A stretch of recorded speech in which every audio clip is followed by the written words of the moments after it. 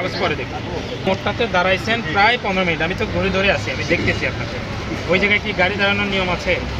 আপনি বলেন নিয়ম আছে? সেটা ঠিক আছে, যাত্রী নিচ্ছেন আমি তো বুঝতে, আপনার বলেন যে ওই জায়গায় গাড়ি দাঁড়ানোর নিয়ম আছে কিনা? নিয়ম নাই, তাই তো স্বীকার করলেন তো। তাহলে এই জায়গায় এতক্ষণ ধরে যে জায়গায় গাড়ি পার্কিং করা যায় না, নিষেধ আইনত, সে জায়গায় আপনি দাঁড়ালেন। আপনি কি আপনার অপরাধ পেয়েছি স্বীকার করেন? স্বীকার করেন, ঠিক আছে। আপনাকে আপনার ইয়ে কোনটা, গাড়ি কোনটা?